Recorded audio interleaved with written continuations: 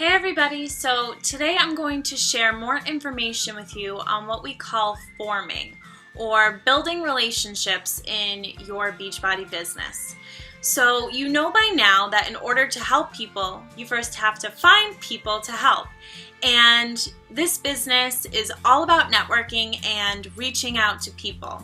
And while some people, may reach out to you as they follow you on your journey through social media, it's important to understand that realistically, most people won't, especially not in the beginning stages of your business.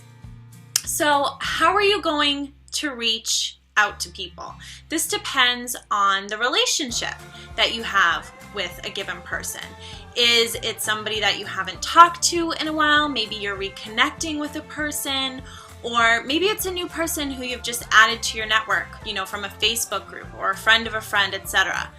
The first thing that you're going to want to do is you're going to want to hop over to their Facebook page and have a peek at what exactly they've been up to. Look through their timeline and see if there's anything that stands out to you as something that you can bring up in a conversation, or maybe something that you can relate to yourself. And keep it personal, keep it simple, keep it lighthearted, and keep in mind, and this is a big one, you're not reaching out to them for the purpose of inviting them right off the bat. There should be no discussion about Beachbody whatsoever, unless, of course, they bring up the fact that they've been following your journey, in which case, feel free to talk a bit more about your journey and how it's changing your life for the better.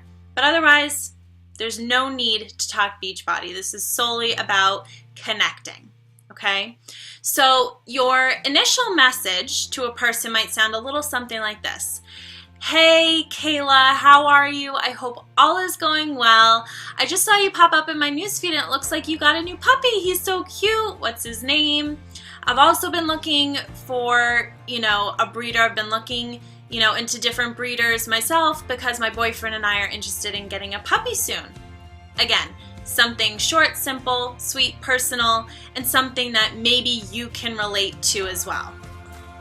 If it's a new friend, let's say you're in a mommy group with a person who just accepted your friend request, it may sound something a little like, hey Ashley, thanks for accepting my friend request. We're both in the Westford Moms group together and I don't have many mom friends in the area, so I'm always looking to connect with new people. How old are your kiddos? They're so cute.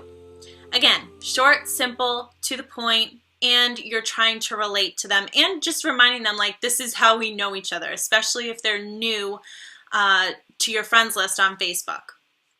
Now, forming is actually an acronym. Okay?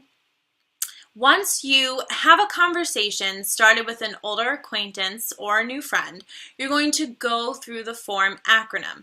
Now, you don't have to go through it in order necessarily. It's more of just a tool to help you gauge where the conversation is going and how to keep the conversation going in a way that tells the person you're genuinely interested in how they're doing and or learning a little bit more about who they are.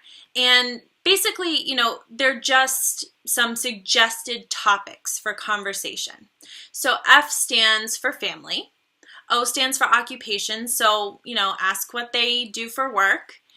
R stands for recreation, so what extra hobbies do they have? What do they enjoy doing? M stands for message. And at this point in the conversation, and it, doesn't have to happen all in one day. Maybe it happens on a different day. Maybe it happens in a totally different week, and that's 100% fine. At this point in the conversation, you've gone back and forth and you've learned a little bit more about one another, what this person is up to, what kinds of things they enjoy for recreation, etc.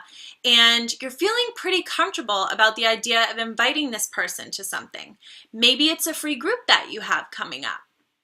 Maybe they've talked about wanting to get their nutrition and fitness back on track, and it's a great opportunity for you to mention an upcoming support and accountability group that you've got going on that month.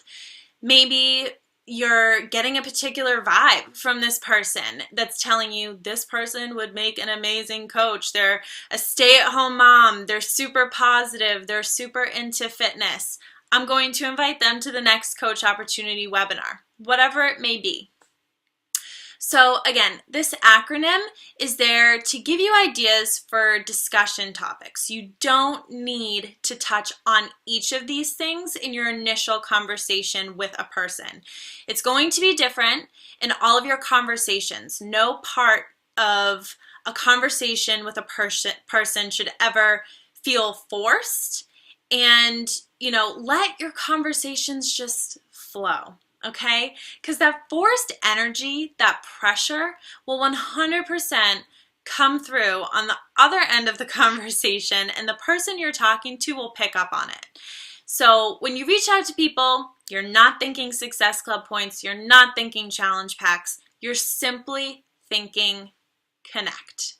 Okay, so that's a little bit more about what forming is, and I hope that this video was helpful to all of you. Definitely refer back to it if you need to, and get started on starting some new conversations with people, especially those people who you're just adding to your network.